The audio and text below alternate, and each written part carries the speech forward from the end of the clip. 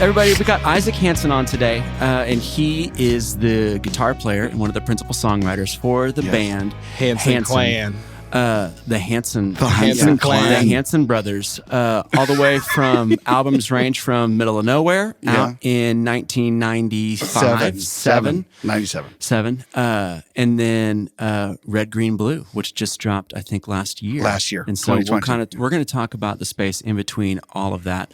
But before we get into that, we are going to start the way that we always start. We're going to start out with band names on 98.9. No, on this podcast. Hi, welcome to Band Names on 98.9. We're really excited you're here. We thought it would be fun to have Isaac participate in band names because, one, he's in a band, and he said that he has a band name ready to go. So yeah, I do. I think his is going to be the best, so I'm going to have him go last.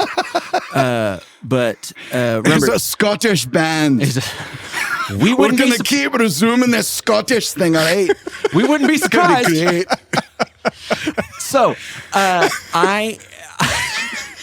I'm going to go ahead and have Philip go first. Remember, these band names are fictional. First. These band names do not exist. If you use these band names, we will sue you. Yep. We'll come after you with a fleet of suits unless you email DTO at Walrus And I have Audio several very highly paid lawyers in Los Angeles right now that are ready with cease and desist letters. C&D is ready to go. Yeah. If you use these band names without asking us, you're going to die. But if you use them, if you ask us, we will always say yes.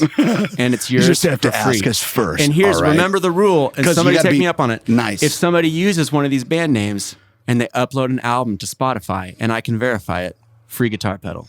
Absolutely. Any pedal you want, it's a free pedal if you use one of these band names. But remember, you have to ask or you get sued. It's a web of complications, but it's really not that hard. Philip, what's your band name today? Web of Complications. Web of Complications. That's an album name. Complications. That's good, yeah. All right. Today we have Father album. Figure. You've already done Father Figure.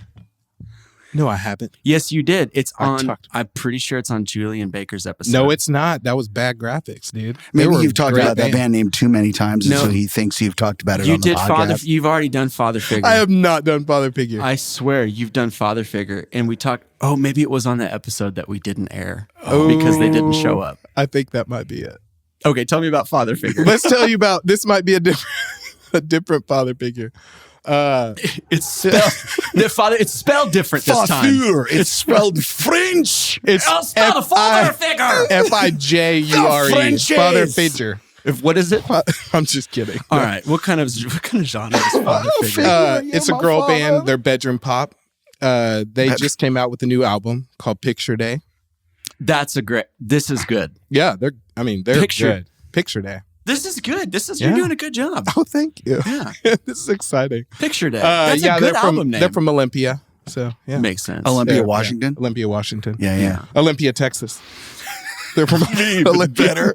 Where's Olympia, Texas? We have no idea. It's in the Panhandle somewhere. No, it's just, it's on the way. It's just north of Odessa. It's on the way. Yeah, definitely. Just north of Odessa. All right. My band name is Moon Meat. I do remember this.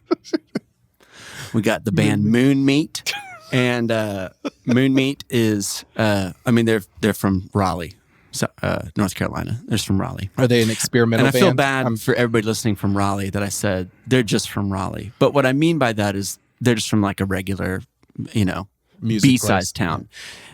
And I don't feel like I'm offending you because I'm from Oklahoma City, and it's the same thing. We're right, yeah. And I'm from Tulsa, so yeah. So if you're offended, what? You're from offended? Scotland. No, I'm from Scotland. I'm from Edinburgh, and my mother is from Glasgow. It's great. Let's just do the whole bit again. No, don't. Moon Meat is an indie southern rock band, and their debut album is called Heart Chunks. Oh, that's a good band name right there. Heart Chunks. And they are on tour with Band of Horses. No joke. My band was going to be on tour with Band of Horses in my head earlier. Isaac, what's your band name? My band's name is Esoterica. Wow, that sounds super pretentious. They are a band their band is called Esoterica, and they're from. They actually formed. I can't talk. They English formed is the while they second were. language. I know because I'm Scottish. They formed while they were in Berkeley. Really? Yeah, Esoterica formed while they were in Berkeley. That sounds like a Berkeley band. Yeah, yes, and it's very like like experimental,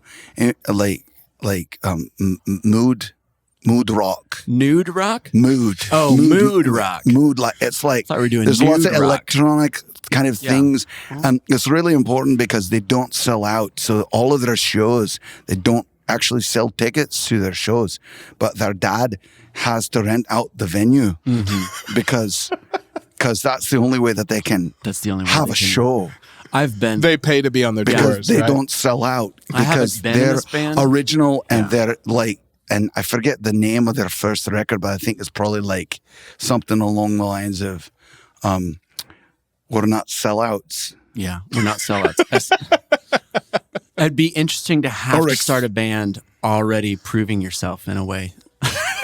Like already having to demand respect through your album names. We are not sellouts. That actually goes to it's actually a joke that my brothers and I have in the studio. We have a series of band names that we talk about, which, by the way, our youngest brother, Mac, is in a band called Joshua and the Holy Rollers. And and he's a very talented singer, songwriter, very funny guy. And he has some fantastic band names as well. I will not share them, but I would recommend if you need other band name ideas or just like even just a random guest just to give you funny band names with funny backstories. Mac. He's the kind of guy that you should contact. Yeah. Okay. Did he do stand-up comedy for a while? I feel like he should. He's certainly capable of it. He mostly, he's a very funny guy. Yeah. He's done a lot of, like early on in his late kind of teen years and early 20s, he definitely did a bunch of kind of sketch, kind of comedy stuff that they filmed, and he's done some stuff with his band as well. That's kind of in that direction. Even though the music is serious, he's kind of worked in some because he's got a quirky sense of humor. So what in the Holy Rollers? Joshua and the Holy Rollers. Everybody go check it out. Isaac, well, I think it'd be helpful. Obviously, we know who you are, but just pretend like you're profiling your band or your art for somebody that's never heard of you guys. Should I be the Scottish reporter talking about? No. Okay.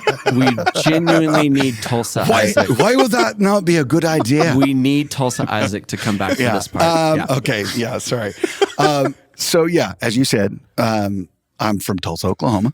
Just down the road, about 100 miles away, 100 miles northeast of here. My brothers and I started singing together when I was 11 years old. When my brother Zach was 6, we started off a cappella because that's what you do when you're that young. You just memorize songs and sing. And we had a gift for talent or for harmony. Yeah. My brother Taylor agreed. My mom used to joke that Taylor didn't talk before he harmonized. He just kind of had a really good ear for it. And all of us have always had that very strong musical inclination. And our parents were both musical. My mom went to college at North Texas State, which I think has changed its name now. UNT? In Denton? Yeah, in Denton. It's like the number one jazz school in America, isn't it? Yeah. So she went there with a full ride for vocal scholarship in voice. She's a first soprano. She's a very, very, very good singer. Fantastic. And she went there and just went, I don't want to go to college. Love it. She was just like, I love singing. And she's very, very good at it, but she just decided college wasn't her thing. Yeah. She wasn't going to do that. So she and my dad ended up getting married. And then we joked that my parents didn't have kids for a long time. They didn't get married for 7 years. So we joked that every year that my parents didn't have kids, they had kids. Or every year that my parents were married and didn't have kids, my mom was like, hey, we should have a kid. Yeah, and my dad was like, no. And so it just kept stacking up. And there are 7 kids in our family. And so we're the oldest 3 of 7 kids. Wow. And so we started singing, like I said, when we were really young. Our first major record was released in 1997 called Middle of Nowhere. Yes. And the first single was called Mbop. And you guys had not had haircuts for maybe a year or two before you shot the album cover. Yeah. Well, and it was funny because that was actually kind of a very rebellious thing of us to do growing up in Oklahoma. They were like, why do your kids have long hair? And we were like, because we're in a band. Yeah. Right? You know, it's like that thing, right? So how old were you when Middle of Nowhere came out? 11. I was 16. 16. Okay, 16. Gotcha. Yeah. I was, I think I was 11, 12. I remember somebody passing the CD around in orchestra. I was in orchestra. Okay. And I took yellow CD. Yeah, I looked at the album cover, and the first thing I thought was, man, those chicks are hot. But somebody was like, well, I was like, I got news for you. And then, yeah, the rest is history there. Chicks are hot. You and Quagmire. Dude. Yeah. So, but here's Family Guy. Here's the other thing I vividly remember about Middle of Nowhere, is that my science teacher had her daughter was in our grade, but not in our class. Yeah. And somebody was passing around the CD in middle school, and I was like, "Have you heard of these guys? These guys are amazing." And then my science teacher said, "Oh, my daughter just got that CD. She loves Hanson." And then this girl named Melanie goes, "Did they get the CD or did she get the tape?" And then my science teacher said, "Well, I mean, she got the tape." And then Melanie goes, "Oh." And it was really snobby and dramatic. And I just remember being like, dude, Melanie is super mean. But she was pretty, so she got away with it. Yeah, Rachel well, a McAdams. little note, though, there was an extra song on the CD and not on the tape. Oh. If I remember correctly. Or at least in the first pressing, anyway. Is it a secret track or an extra song? Well, it's kind of a secret track. Yeah, it was called Man from Milwaukee. Oh, It's the last. Man from Milwaukee. Yeah. Yeah, I know that. We could ask Yeah. Lauren over here. Yeah. She'll I know. believe it was only on the CD originally. Yeah. I think I think the label, or at least that was the intention. Yeah. I don't know whether that actually ended up. And now that I think about it, it may not have actually happened. Was it just because there's no space on the tape? No, we just thought it was kind of cool. Oh, man. That is cool. It sucks for the tape users. Yeah, but it sucks for my science teacher's daughter. That's, yeah. Melanie it was also right. track 21. It wasn't track 13, so you had to wait, and it would count down to like track 21. No, I know what you're saying. Yeah. Green Day. And also too, the Middle of Nowhere was technically like it's kind of like our third or fourth record, really. Yeah. Because we'd made indie records before that. So that was kind of like, because we, Northeast Oklahoma and Tulsa and like Southern Kansas and Missouri and all that kind of stuff. Played a bunch of gigs, probably played about 300-400 gigs before we got signed. Joplin, Wow. Coweta, Skytook, playing all those. You're joking, but yeah. I get it. Yeah. Yeah. Coweta. Played a bunch of... Playing we played at the Elks Lodge and the Noon Lions. We played a bunch of school assemblies in Moore and Norman and all throughout the Oklahoma City area as well. Did you play malls, the mall gigs? Well, we did a little bit of that when the first record came out. So that was okay. Gotcha. Yeah, and a little bit locally. I think we did a few little like talent show type things. Actually, our very first gig was an audition at what is no longer a mall, but it was called Eastland Mall back then, because the Oldies radio station was sponsoring the community stage at Mayfest, which was a local music and arts festival in Tulsa. And we listened to the oldie station because we'd gotten obsessed with like late 50s or 60s rock and roll while we were traveling. Yeah. With our dad was an accountant for an oil company. And so we went down to Ecuador, Trinidad, and Venezuela. And while we were there, we had some like greatest hits from 1958 stuff we got.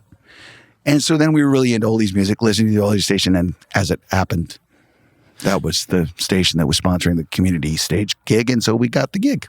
I think it's interesting to hear that because I do sense the roots, like the Motown roots in the Hanson sound. Definitely. It's a very unique sound. Well, I think it is. Right. It's like, it's a jammy but accessible pop. But I mean, piano, guitar, drums driven. The rhythms are incredible. I've seen you guys play, and the chops. You guys got chops off the charts. I mean, it's a tight chops band. Off the charts. Chops off the charts. It's amazing. Lots of rehearsing. So take us back to just real quick, 1997. What happened? What happened? The album comes out. To my soul or to? Well, no. I mean, yes. I mean, a lot happened really fast. I mean, you're in Tulsa. And then all of a sudden, I mean, you guys are playing stadiums. You're playing SNL. I remember you guys were on SNL. That was a big deal. The end of. I remember watching just as a 12-year-old, 11-year-old, just being like, "His chicks are hot." I'm just kidding. Teasing. Dude, he was very attractive. And for those of you who don't know, that is hairism. Hairism. Yeah. It's kind of like ageism or sexism. Yeah. It's hairism. If I have long hair, I'm a girl in a band. That's great. That's very judgy. I know. I apologize. It's very judgy. I apologize. I'm kidding. So what happened? It's really funny actually because you have long hair. I know. Your hair looks like mine did back in 1997. I know. That's kind of where I'm stuck. What happened? You probably don't remember all the days, the day-to-day. He just remembered where this first gig was. There's a lot. You're 16 years old, and you're propelled out of the B-town to the world stage. What happened for that to happen? What happened for that to happen? I think we had inklings that something like that could happen, partially because of being fans of Elvis and the Beatles and things like that. So you kind of see a version of that and you go, oh, that's the goal, right? Sure. Mm-hmm. But of course you don't know if that'll actually happen for real. But then we started doing school assemblies and things of that nature, got invited by principals and teachers kind of as a combination of entertainment and inspiration, saying, hey guys, chase your dreams. Hey, we're doing this. You might be able to do this too, whatever that dream is. I love that. You want to be an engineer and, go to space. You want to be in a band, go for it. You want to be an actor, whatever, but put in the work and go for it. Anyway, so we were doing that kind of thing. And when we did those kind of events and the shows, we had a very similar reaction as we did when Middle of Nowhere came out, just on a much smaller scale. Yeah. And so you'd get a lot of this very intense kind of real serious excitement and screaming. And especially as we did more of that, more of those fans would come to more different gigs around Oklahoma City or Tulsa or Little Rock or, Wichita, Kansas or whatever. Yeah. And so I think in a weird way, we had seen a version of that happening and thought to ourselves, well, this is kind of where it's going, but you never know. Yeah. You never know whether that'll work. And the scale of it was absolutely stunning. Yeah. And the kind of thing that I think when you're 16, it's all you know, right? Yeah. So you don't have anything to compare it to. Me now, I just turned 42. Yeah. Now I'm like, wow. That was even crazier than I thought it was. It was as crazy, if not more crazy than I thought it was, because amongst other things, right now in 2022, pop culture is a lot more siloed than it was back then. Like culturally, there are a lot more things that a 16-year-old or a 20-year-old is very familiar with, but other people on either side of that age group are probably not. Whereas in the late 90s, if you were getting played a lot on the radio, you were getting played a lot for a lot of people that may or may not be fans, and certainly are not just requesting it on Spotify, right? Or Apple Music or whatever. And so that element, I think, created a much broader impact, just kind of culturally, where, the mom and the dad are very familiar in a way that they might not be quite in the same way in 2022. Yeah. Totally. Right. Or maybe I should say differently, the grandmother. Yeah. Because we're all, 2000 and the 2000s and back, we're all drinking from the same well. Listening to the same radio. We're all watching the same stations. There's not a lot of market segmentation like you're talking about. Exactly. And you're listening to Casey Kasem, the people who are, under under about 30 years old, probably won't get this reference, but you're listening to, go for it anyway. You're listening to, the countdown, the top 40 most popular singles. And they do this combination of how much is getting played on the radio and how much it's selling, right? And I don't know exactly what that ratio is. And probably some of it was probably paid for, by the way.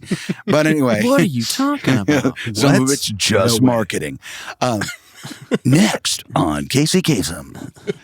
Sponsored by ASCAP. Yeah, exactly. But you're hearing this countdown and it's going from some dance hit to Tom Petty. Yeah. And some Sheryl Crow to Bop to Sean Mullins. Yeah. Everything's Gonna be all right. I remember listening to Rick D's in the weekly top 40. And I was like down in the top 5, and I was like, please let Rockabye be number 1. Please let Rockabye. And dude, I remember the week that it was. I was like, yes, I love this song. Edwin McCain. That was another one I was really. Edwin McCain is great. You know who else is really great, and he's about my age. Mark Broussard. Do you know Mark Broussard? Yes, fantastic voice, fantastic. He was more of a producer for a long time, right? Not well. I mean, I'm sure he has produced a bunch of stuff, but he is a especially soulful singer from Louisiana, from Baton Rouge, Louisiana. He has that. Yeah. So you're all drinking from the same well. There's a lot of success going on, and then you end up touring the world. And we end up touring the world. Our first time in Australia, we were supposed to play at a record store, and then they were like, "There's so much demand for this. We're going to move it outside the parking lot." Yeah. And then they were like, "There's so much demand for it. We're going to have to put up barricades." Yeah. And we showed up, and there were somewhere between 8,000 and 12,000 people there. Okay. Yeah. And we had similar experiences in Kansas City, in New Jersey, and all that kind of just absolutely nuts response to MMMBop, but also just to the record as a whole. And that continued, for many, many years. Uh-huh. So what was the follow-up after that? Middle of Nowhere comes out, blows up. And Middle of Nowhere comes out, and then you have singles like Where's the Love, Yeah. I Will Come to You, and Weird. Although some of my favorite songs are some of the funkier ones like Look at You and Speechless and things of that nature on the record. As far as like as a player, as a writer, those were really, really fun to record and play. Madeline is one of my favorites too on that record. But wait 1 second. Would you say? Oh, go ahead. Would you say that was like daunting? Were you all nervous? All of a sudden going to play for 12,000 people, or at such a young age, does that not faze you? Is it just like this is what we know? It does faze you. Uh-huh. It does faze you, but you don't end up in that situation without having a certain level of confidence and practice. I think what we're seeing now with a lot of younger artists that are kind of have had somewhat similar trajectories as we have had at young ages is they have not had nearly as much live on stage experience as we've had. Yeah. Like when we were doing that gig in front of, I don't remember what the final count was. I know it was 8,000. I mean, that's a lot of people. That's an arena worth of people, especially back in the 90s, because arenas were smaller back then. Yeah.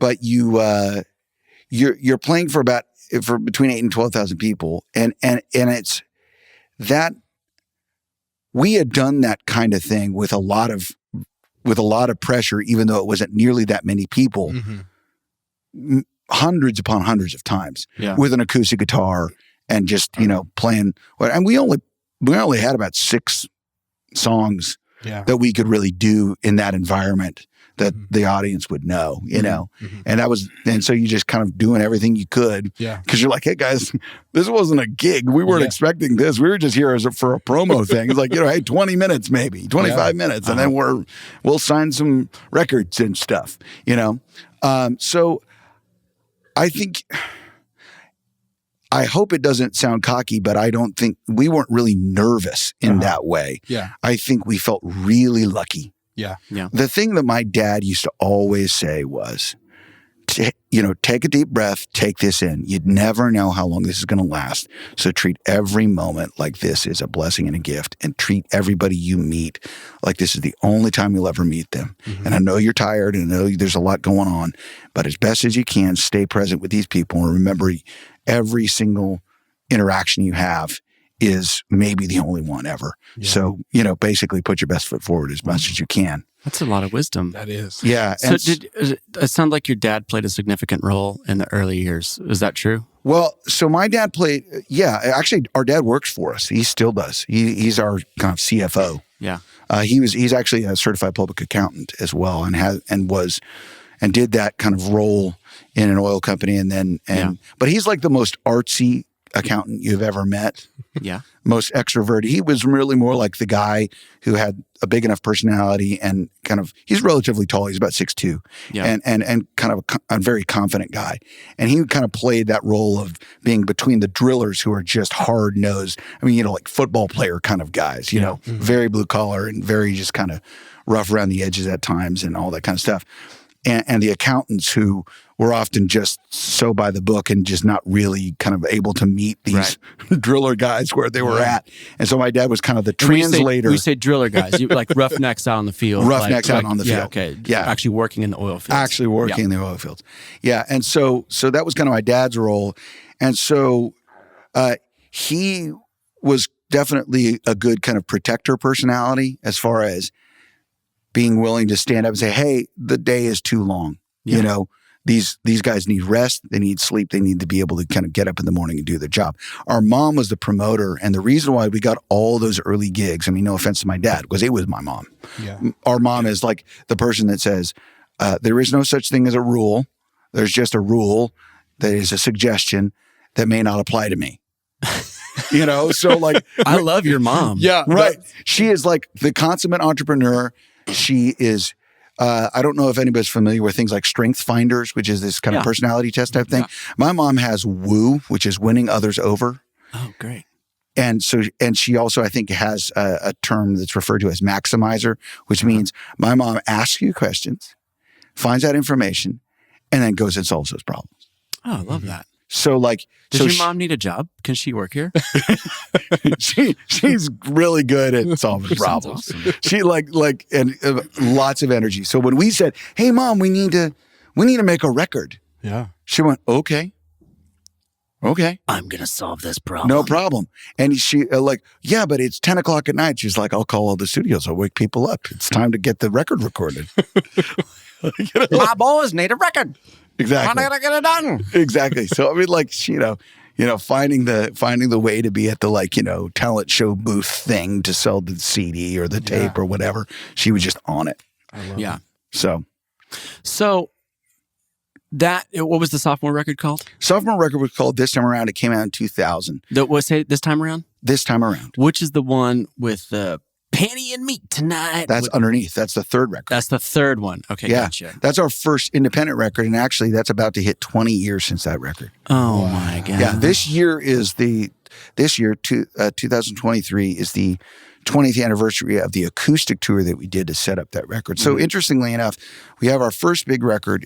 It sold like 8 million copies around the world, which is crazy. That's a lot of copies. Yeah, people records aren't selling like that anymore. I think we're hitting like 1.5 million, 2 million at this point. Well, people don't sell them; they stream them, and there's all kinds of kind of issues with that in certain ways. Because on one level, it's like, oh wow, power to the people. On another level, it's like, hey guys, the economics of this are really problematic, especially for people who are up and coming. Mm-hmm. Like, good luck to the guy that's doing the bar gig, because he can't generate a $10 sale of a CD. Right. And he needs that $10 because he's only getting paid $150 as a solo artist, maybe, you know. And if he's lucky as a band, he might get $300. Yeah. You know, if he's good. Yeah. And if he's got a really good relationship with a bar and he's really generating a lot of money, maybe he negotiates for, $80 to $100 for each guy. And if he's in Nashville, he's paying $300 to play the bar. Exactly. And that's the difference. Exactly. So all of these things create a complicated dynamic for people who are up and coming, especially in 2020. Or 2023 now. Yeah. Right. So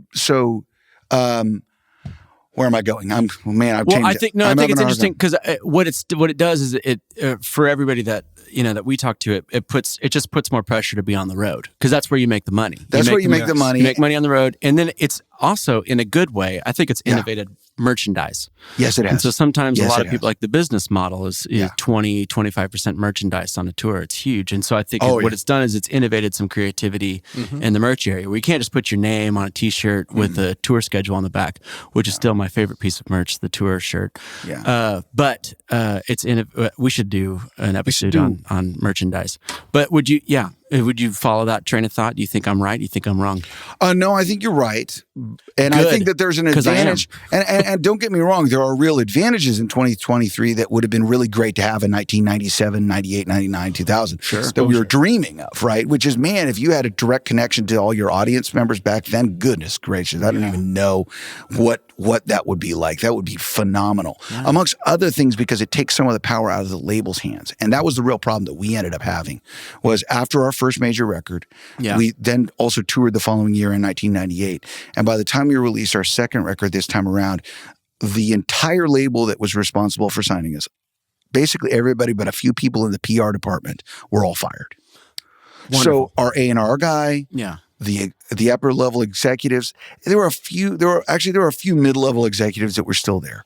But basically most of the people we had relationships with, most of the people who knew the lay of the land and knew who the audience was and knew why we were signed in the first place and everything else, were gone. Yeah. And then you end up in this situation where you're trying to promote a record, but you're introducing yourself to a label that you know would have never signed you in the first place. And you kind of like, man, I don't think they even really like us very much. Right.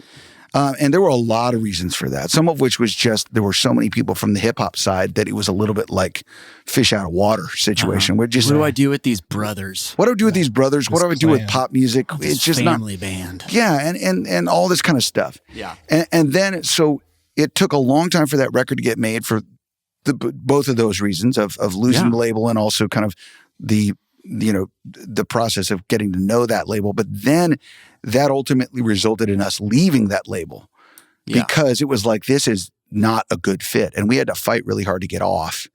And so that took us 3 to 4 years to get the record made and get off.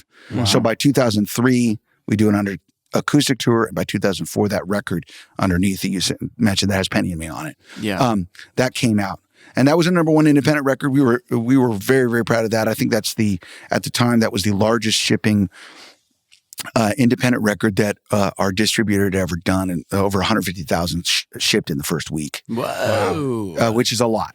And especially for an indie record. That's more people buying my record than my record. Yeah. And so I think that was the number, something like that. Maybe it was 200. It was a lot. But either way, we came off of that record and basically had to kind of rebuild.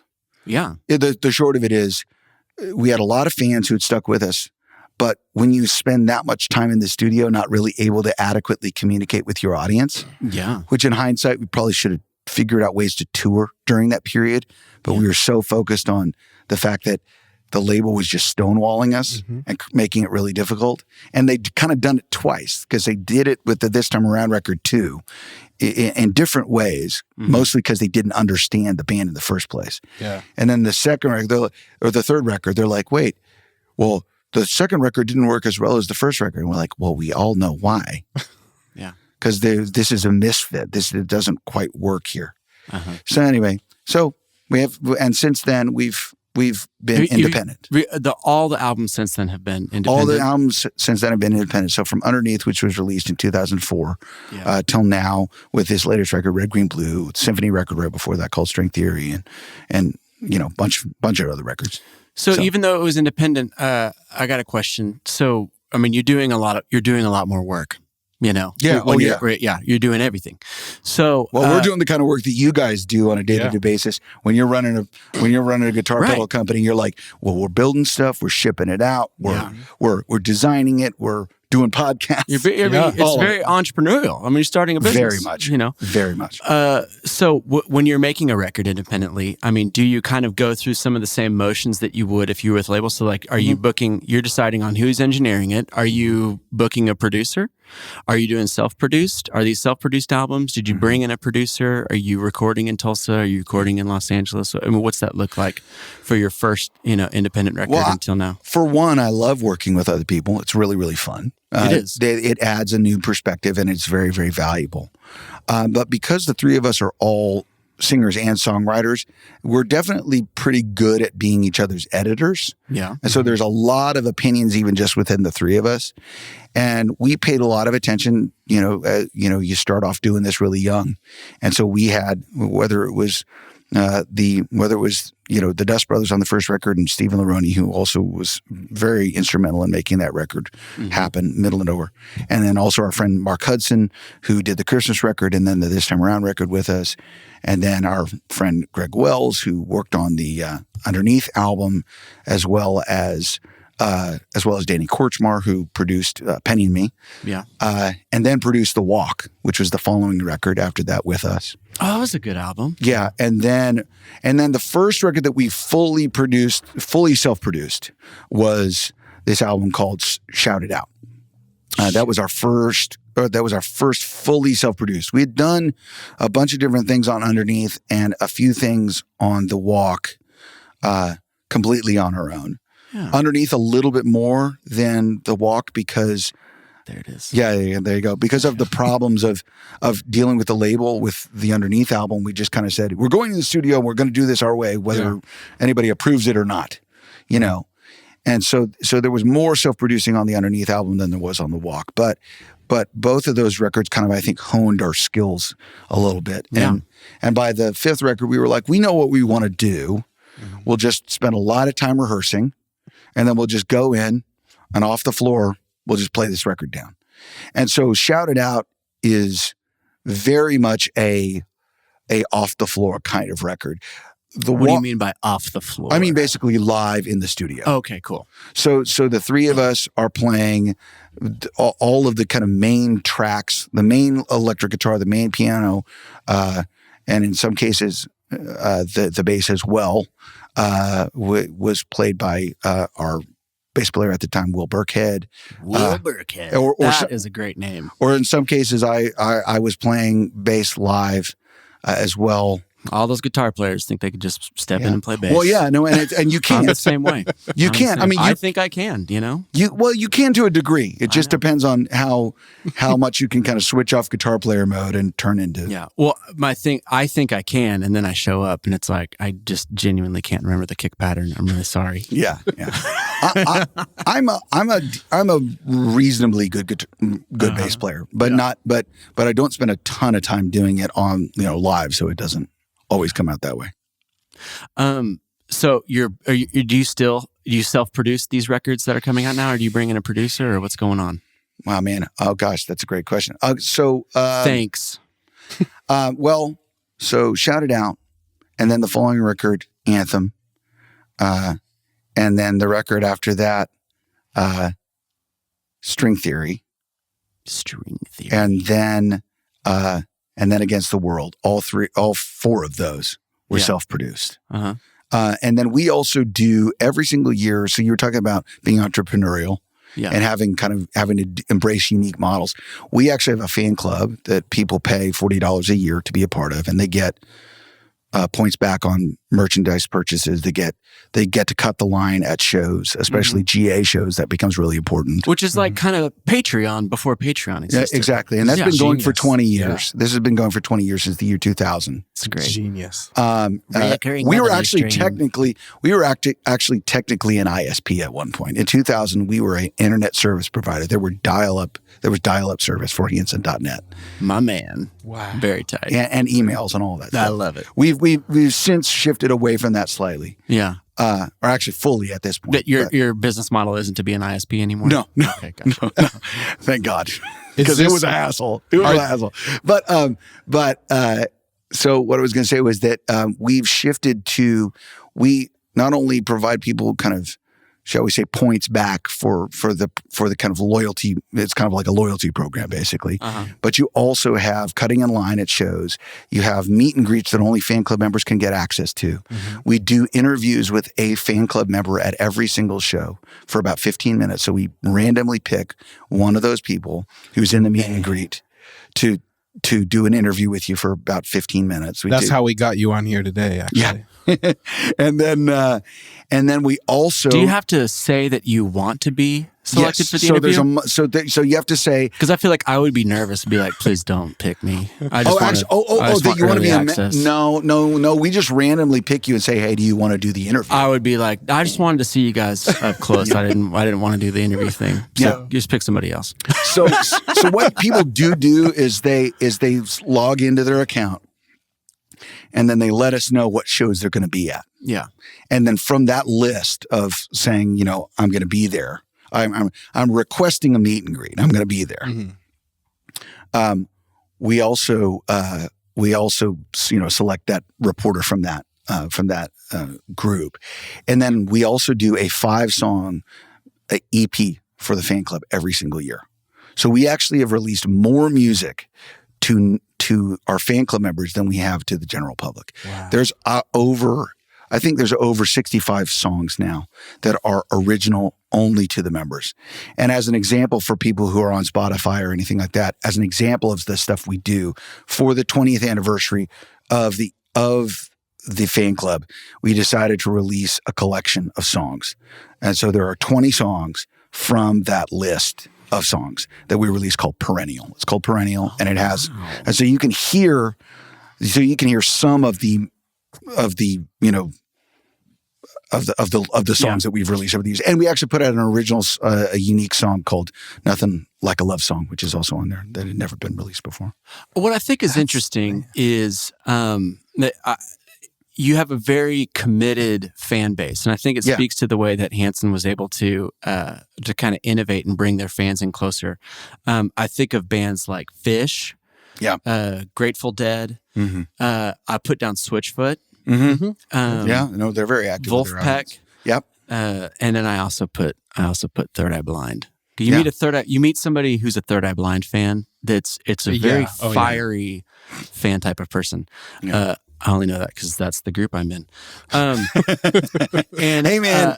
So I actually think that there's more similarity between us, Hanson, and Third Eye Blind than there is most bands. Yeah. In the sense that when they were coming up, while we were much younger than them, mm-hmm. and while we lean more R&B than they do, there's a lot of similarity in the sense of it's pop music, but as a band, there's a lot of guitar stuff. They're more guitar based because we have Taylor on keys, and so there's a lot of kind of more, mm-hmm. and that's where some of that R&B stuff comes from too. Yeah. Mm-hmm. And also the way Zach plays drums as well, is more in that R&B world. But I think that the challenge that we had was, and it's an advantage too, but the challenge we always had was we were younger than all of the people that we were more similar to, or the people that we looked up to, the people we wanted to kind of hang out with musically. Yeah.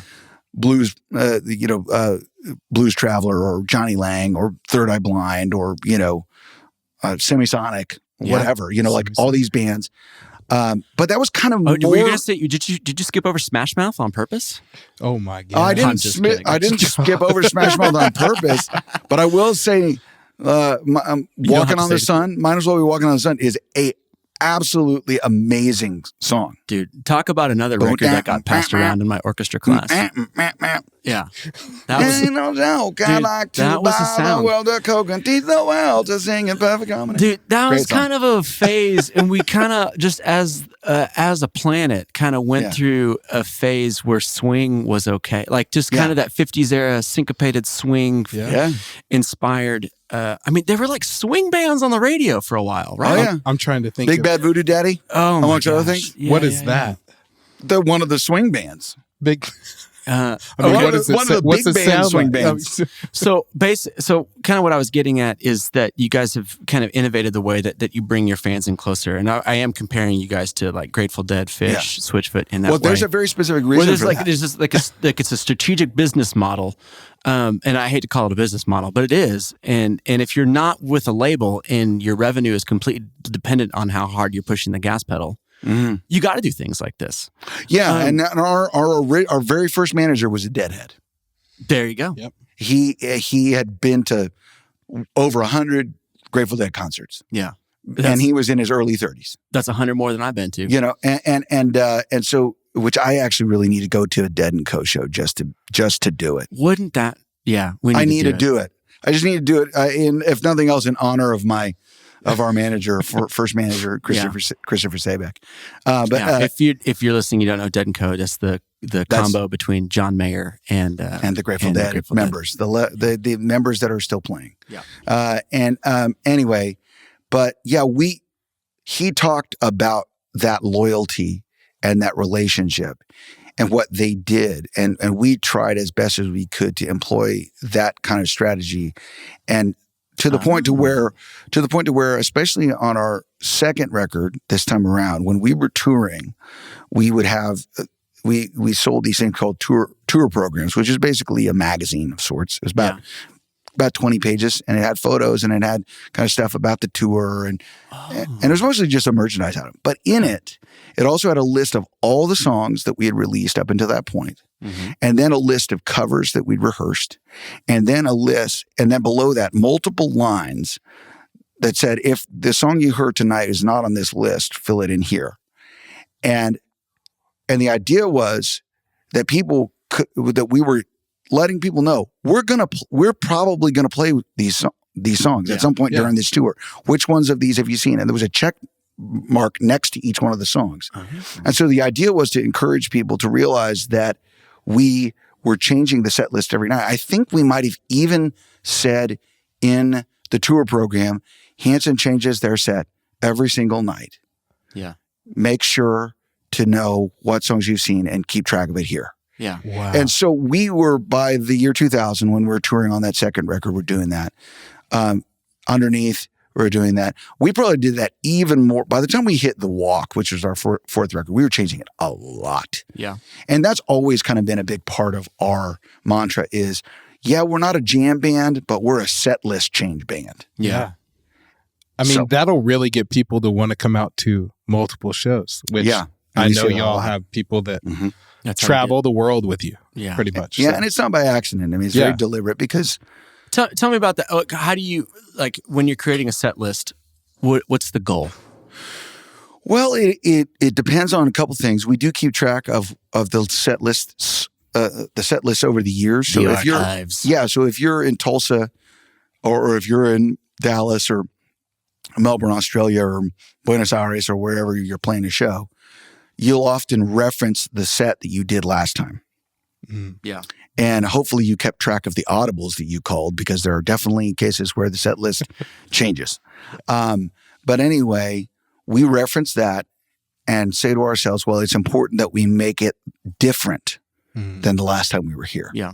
And how can we make it different? And how can we make it unique? And how can we make it special? And how can we play a song, maybe if we played a bunch of songs from Middle of Nowhere but didn't play, the song Madeline. Well, let's make sure we play that one. Yeah, and less of some of these other ones. Or, you just deliberately go, okay, this is what I'm doing. I'm referencing what we did before. What is the overall kind of goal of the set list? Well, first of all, you're hosting a party. So your goal is to make it a great party. You're a host. I like that. I like that. So imagery. You go, like, oftentimes we start off, there are kind of there's the slow build start where it's like setting a mood, creating tension, and then the big kind of boom. Or sometimes you just come right out and you play a song like, Higher by, Sly and the Family Stone, and just go, bam, a bam, a bam, bam. I'm there right now. I'm there right now. I'm at the show. And so so it depends on the tour. And actually this tour, we kind of had two different ways that we started off the show. We had kind of had a hard hitting one, and then we had a slow build one. Yeah. And we'd kind of go back and forth a lot between. And that actually still changes. Yeah. As I'm thinking back to it, there's probably like 7 songs we started the show with, and you never knew which one it was going to be. I love it. You knew, though. Yeah. Yeah, I knew. Yeah. Because I have to know. When Zach clicks off, 1, 2, 3. All right. So, not a lot of bands have to think through this, but you do have to think through it. Like how about bands with number one hits? Like where do you put the number one?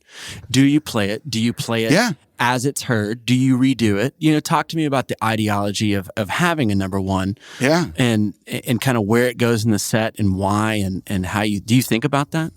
Well, it's changed over the years. I mean, and it depends on the tour too. Like, for example, the String Theory show that we did, which is also an album, if people want to hear our symphony record.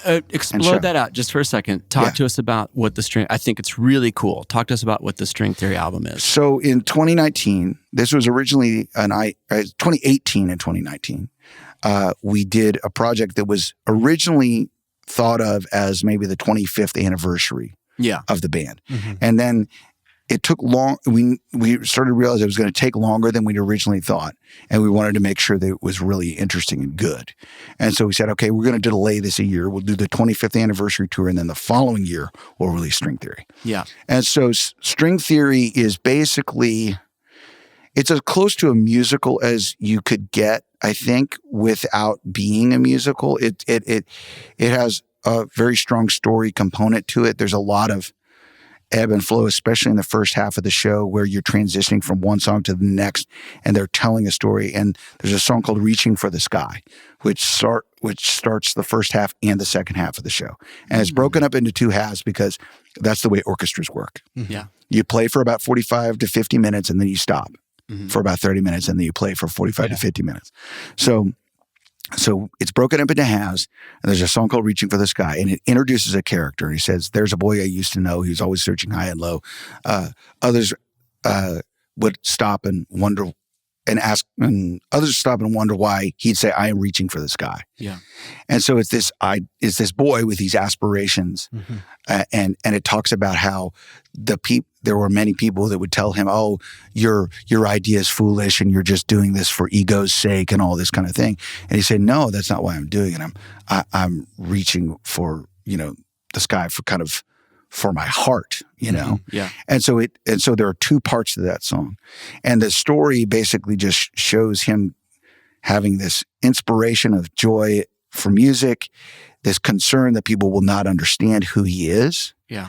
But he's just doing it for love. And then the song Bop is the fourth song, I think, in the show. Or is it fifth song?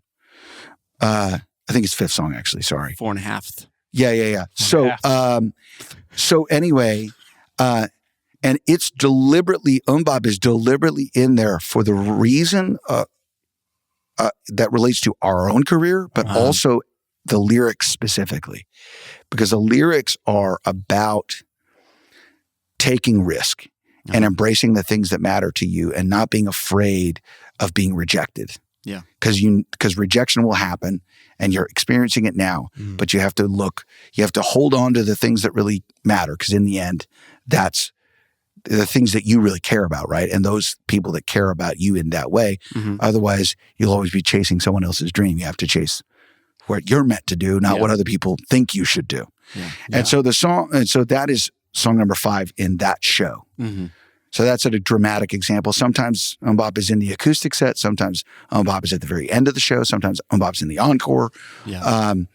It depends. I mean, and you have songs like Where's the Love, Minute Without You, I Will Come to You, Weird, that are all on that first record that all continually are big fan favorites. I mean, it all depends on the show. Yeah.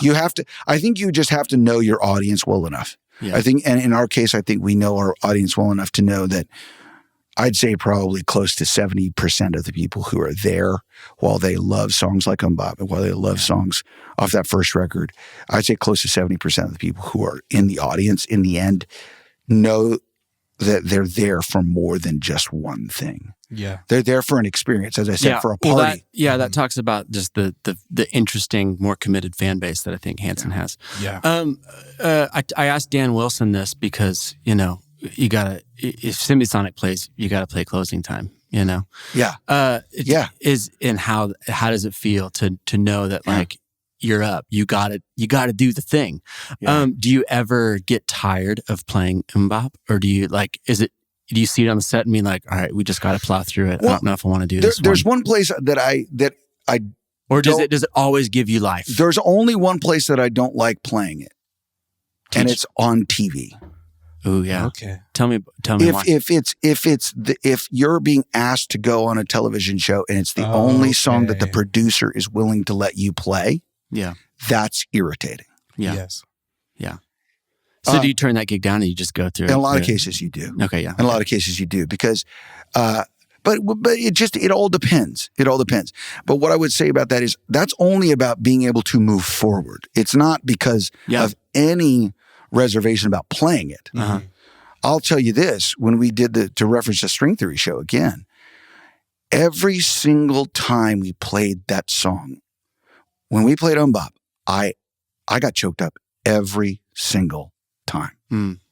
Why? Because, Well, because amongst other things, and it was almost always the lyric, so hold on to the ones that really care, because in the end, they'll be the only ones there. And when you hit that lyric, and that's in the first verse, it just always got me, because I'm looking out at this group of people. And I'm going, wow, man, they've been with us all this time. And in a lot of cases, it was them with their kids, too. Because that was the other really cool thing about the symphony show, was because it was seated venues and not just like clubs, or like rock clubs or whatever, where it's like GA and everybody's just kind of squished up next to each other. It's seats. And because of the symphony element of the show too, these fans were bringing their families in a lot of cases. And it was really cool to see, here's this, 15-year-old or this 10-year-old or this 5-year-old with, a fan. And we also saw a lot of resurgence of kind of new fans in the year before that as well, where when you hit that 25th anniversary, all of a sudden there were all these people going, wait a second, 25 years, what the heck's going on? And because of that chatter, you also get people discovering you in new ways that they wouldn't have discovered you before. And one of my favorite conversations with a group of it was actually one 18-year-old and 3 16-year-olds. And they were like, we became fan club members last week. We discovered your band 4 weeks ago. Oh my! Wow. She's like, we saw you on a TV show, and we were like, wait, what? Man. How that's so cool. And it was really, really interesting. And they chimed in and they said stuff like, one of the particular thing that I thought was really fun and made me really happy that one of the girls said this. She goes, you guys have like all these different sounds. It's really interesting. Yeah. Like there's some stuff that's like really acoustic and really like mellow, and then you got like really funky stuff and really rock stuff, and we like it. Yeah. I love it. I love that. She said something like, I like the diversity of your sound. And I was like, sweet. Musical buffet. This is exactly what you hope for. And it's the only thing, and it's the kind of thing that only years and years and years of playing together is what is the kind of thing you can get. So you equated string theory, kind of musical. It's a musical without being a musical. Are you inspired by musicals? I like musicals. I love musicals, actually. I hated them until I got married, and I married a choir director. And then, so God has a sense of humor. Yeah, he sure does. And then I went from hating musicals to helping my wife put them on at high schools. Right. Opposites attract, maybe it would be another way to say that. And I ended up loving them because I think all the cliche musicals had been thrust upon me as a teenager, and I was like, I'm just not into this. I'm into Third Eye Blind, dudes. Yeah. Yeah. But then I heard some great. What are some musicals that I'm that a you theater draw kid at heart, actually. Yeah. Sure. There's probably a part of me that's like, oh man, if only I could have done Oklahoma in high school. What are some of the new ones or timeless ones that timeless ones? I mean, it's hard to go wrong. It's hard to go wrong with the timeless ones. I mean, Oklahoma, being an Oklahoman, you have to know Oklahoma. It's awesome. I mean, it is Rodgers and Hammerstein, and it's pretty darn great. Yeah, everybody wants to be Curly. Yeah, it's like, oh man, he's so cool. Exactly. Yeah. But Oklahoma is definitely a worthwhile one. I love White Christmas. Yes. I watched that movie religiously during the holiday season. It is so... Danny Kaye is so hilarious. And the back and forth between them and Bing Crosby is amazing. Hey, listen. It's cut dry. I want you to have 9 children. And if you only spend 5 minutes with all 9 of them, it'll at least give me 45 minutes so I can go out and get a coffee or something. It's just like, and it's like, you're a workaholic. And there's so many things about like we saw the barn. We thought it was ideal. Yeah, definitely ideal. We've established the barn is ideal. Like there's just these little funny, silly things that I just love. Yeah, I love Singing in the Rain. Gene Kelly, an amazing film. And by the way, if you have not watched Casablanca, which is not a musical, but if you have not watched Casablanca, I am ashamed to admit I watched it this year on a plane for the very first time. That's great. And I went, forgive my French, but holy shit, this is a great movie. It is. Holy shit. I mean, I was like, wow. Yeah. I get why everyone talks about Casablanca. It's just so good. Yeah. We talked about Casablanca on the podcast with Adam Lazara from Taking Back Sunday. Oh, and funny. So we were talking about like what else besides music inspires you to create. And I think he went back and said like one of the greatest things that inspires me is the movie Casablanca. So good. It has turns in it that you just don't expect. And the ending is so fantastic. It really is fantastic. Why don't we talk about Rodgers and Hammerstein more? I mean, like how Incredible. how do you get these geniuses? I mean, the music is, and it's back to back. I mean, it's very prolific creation. I mean, it's it's 1960, 1961, like they're all coming out. Yeah. Like one after the other. We just watched Sound of Music over Christmas, and I'm just like, there's not a bad track on the album. There's not a skippable song in Sound of Music. Is Music Man, is that also a Rodgers and Hammerstein one? I don't know if it is. I couldn't tell you. We need a fact checker. We only have a Let's call it one. If we only had a device that could figure these kind of things Yeah, no kidding. Wait, we've all got a lot of Harold Hill in our hearts. Do we have a fact checker that can look? Philip's like he doesn't. Man, I'm Rodgers and Hammerstein. I know some musicals. Of these, but, yeah. Oh but man, anyway. I'm you back in the day in the Third Eye Blind days. I enjoy some musicals, but it's not my preference. So. Did you know Stephen Jenkins was in our documentary for the making of our third record? No. For Underneath, he's actually in the opening scene of the documentary, and he said, and he was being very complimentary and we were actually planning on writing together. And then again, the weird dynamic with the label just kind of screwed it all up. Yeah. It just got weird. But he was basically like, hey man,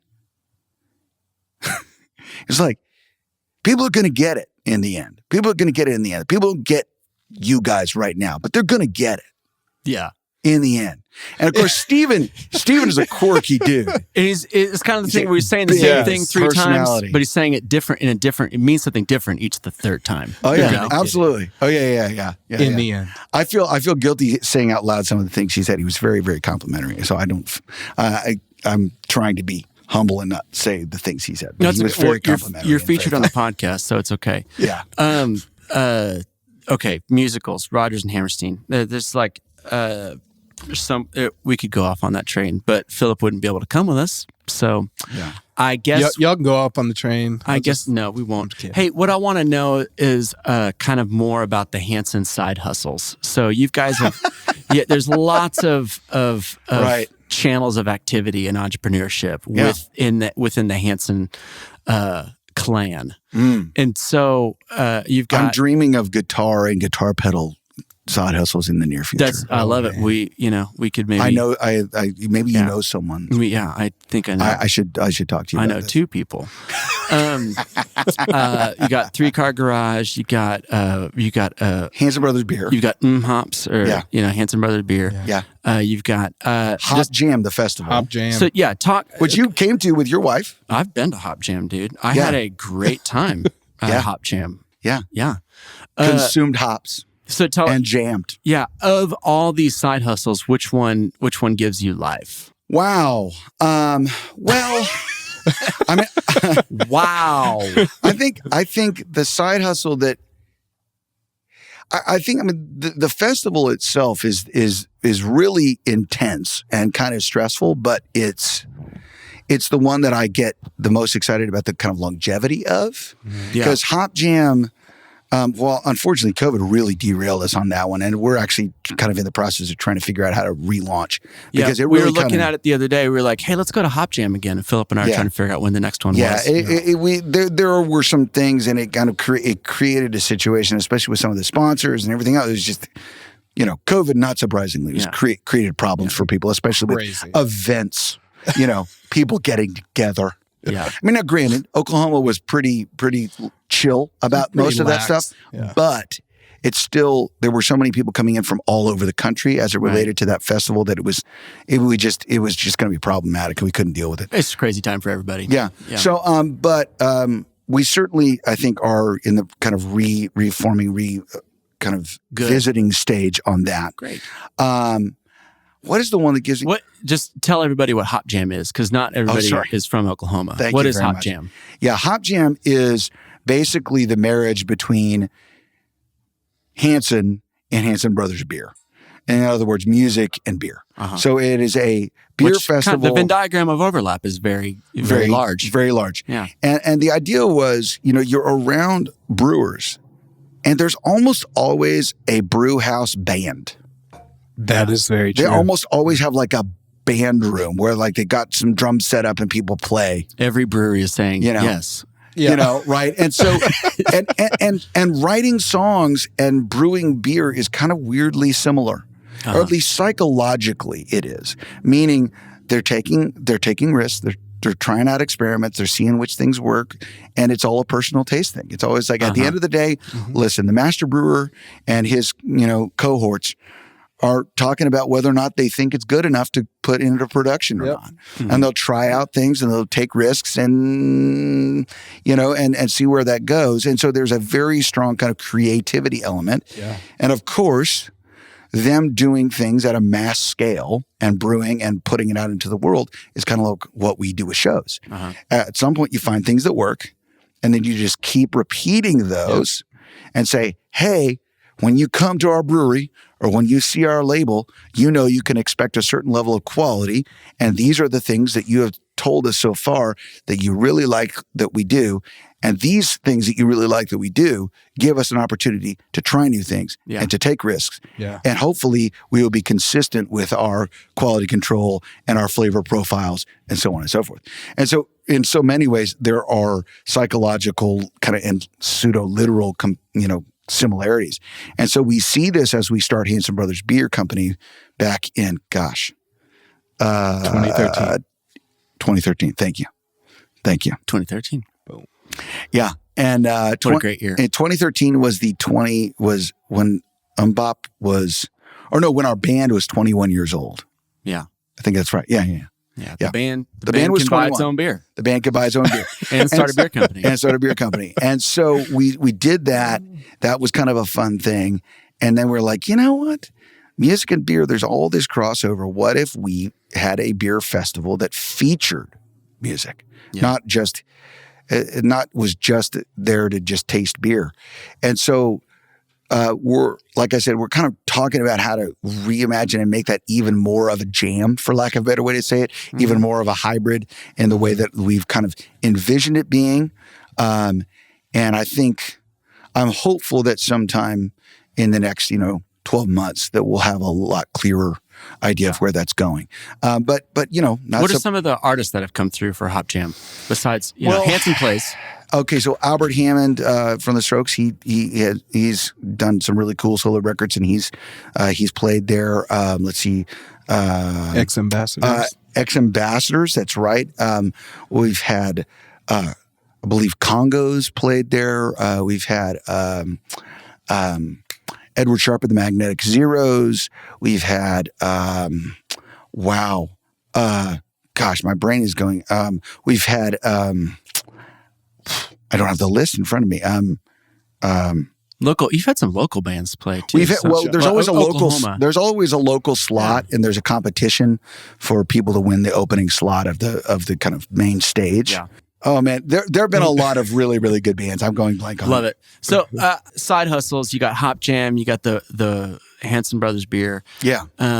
What else is in that group of? What else is in the family of brands now? I think that's it. For right now. I mean, I have designed my own guitar, and that's the primary guitar that I play. Oh. Who'd you design the guitar with? Well, I had a guy, Roger Giffen. He's a luthier in Beaverton, Oregon. Yeah. He built it for me. I love it. I kind of had an initial draft of it, and then is that the hop guitar made out of a hop? No. That's just only for the festival. That's the logo of the festival. Is a hop with a guitar neck. Yeah.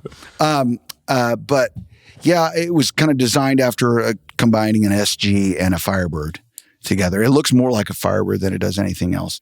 Interesting. But I keep thinking about taking it beyond prototype and actually turning it into something, which would be fun. I think it'd be wise. Yeah. But played that for over 10 years. Yeah.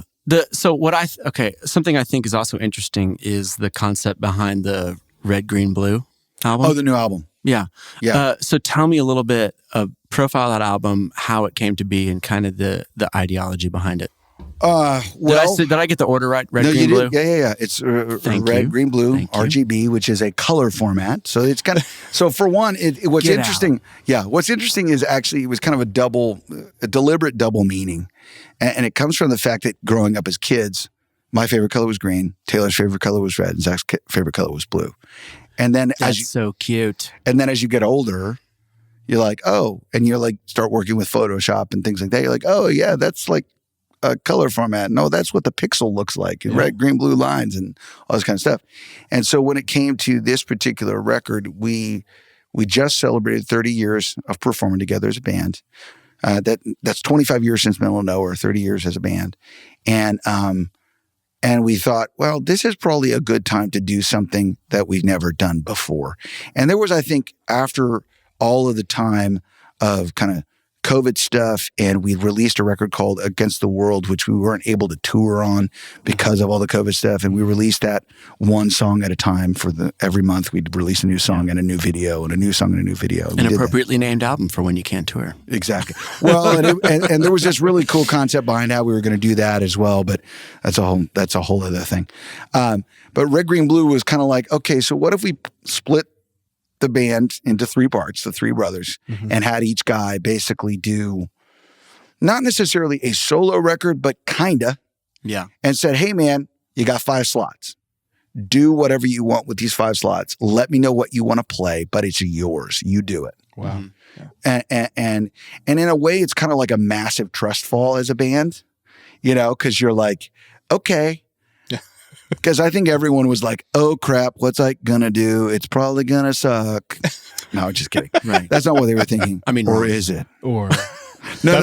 We don't think it sucks. We don't think it sucks. It's great. It's great, Isaac. It's a great album. I swear it's great. Probably my favorite. No, actually, it was really interesting, and some of that was born out of necessity. When you're no longer on the road and you're not able to kind of perform and stuff like that, we were all kind of in this really weird space of like, okay, what do we do? And it was just a lot of tension. Yeah. And it was like, one of the ways to alleviate tension is to really lean into what makes each guy really happy doing what they do. Yeah. And so it was both the trust fall and I think a little bit of necessity as well. Yeah. Too, which is just like, I think we all needed a little bit of creative, arm stretching to go like, all right, here's what I'm thinking. And that was not originally what it was dreamed up as, but it's what it became. And it actually, I think, shows some really cool sides of who the band is. And I think it allows people to, if you've been a band this long, you want people to have an opportunity to rediscover you in a certain way, to see something about you that they haven't seen before. Yeah. And the Red, Green, Blue album allows people to see the band as 3 very well-defined individuals and well-defined personalities, and understand that it's not just what's on this record, but also what's not on the record. Mm-hmm.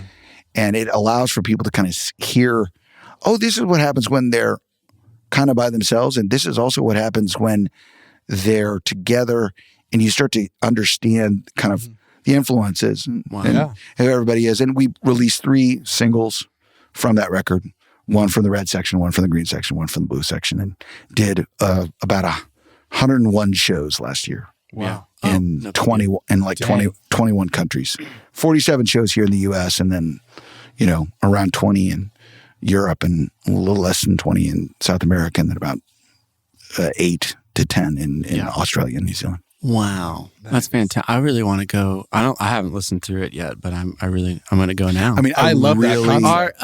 I really like the red section. Of course you do. Not so much the green section. The green section is me. I have a self-loathing problem, so I don't really like to listen to it very much because it makes me feel weird about me. I would be the same way. I'm actually just kidding. So you're kidding? You totally kidding? My favorite part's the green part. Now you look like an idiot.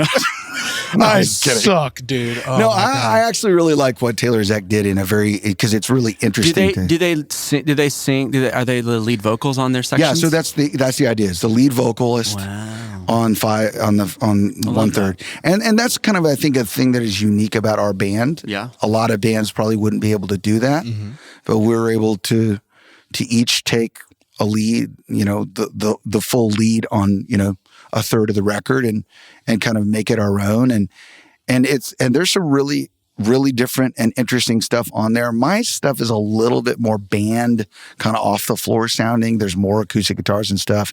Zach's, not surprisingly, has several songs that are just bombastic drum grooves. Yeah. And Taylor's are kind of, he actually did a weird thing, which I did not expect him to do. Because of producing the record with Jim Scott, who is a famous engineer and producer, has done stuff with Tom Petty, Red Hot Chili Peppers, Jackson Browne, Sting. Heard of it. Yeah. And then also our friend David Garza, who is a fantastic songwriter and musician. Mm-hmm. Taylor really leaned on David in certain cases musically and said, hey, David, how about you just play the guitar on this track and I'll just sing. Mm-hmm. And there were a bunch of things like that he did that I didn't expect him to do. And it was really, really interesting. And it created a different side of who Taylor is, I think, and shows people, kind of the unplugged version of certain things. And then it also makes the live show interesting because we did very different versions of some of those songs as well that were not exactly like the record. So that's so fun. All right. Well, if you haven't listened to it, go listen to Red, Green, Blue. Last question for today. What's the best Christmas movie? Okay, well, I have two favorites and I can't pick. Yeah, go for it. Because now they're tied. So White Christmas is the go-to for me. It's hilarious, it's fun, it's musical, it's all the things. And then there is a movie called The Family Stone. Stop it. Dude, you just... That's yeah. Dude, we watch it every year. That movie wrecks me. Me and my wife, we watch it every year. It is so good. It is so good. It is so good. Oh my God. You're so happy right now, Colt. It's a great... It's a really good movie. And actually, my son Everett ended up basically being named Everett because of that movie. Because of Everett, yeah. Because they say Everett a gazillion times in that movie. Yeah. And we were looking for a name, and our brother Mac was like, what about Everett? Yeah. I like that because I feel like the Luke Wilson character. I feel like that's my role in the family is to just be how Luke Wilson is in the movie. And then Claire very much relates to Sarah Jessica Parker's character. Yeah. And I like that they end up together. Right. I love the... Man, way to ruin it. I love the... Oh, sorry. Dang. I've seen it, but... Okay, great. That's fine. I just love everybody out there. I just love how he helps her figure it out. Like, you got a freak flag. You just don't fly it. Exactly. You just got to fly it. Fly the freak flag. That's so great. Okay, so if you want to learn more about the Hanson brand, you got to go to Hanson.net, correct? That's right. That is correct. Sign up to be in the fan club.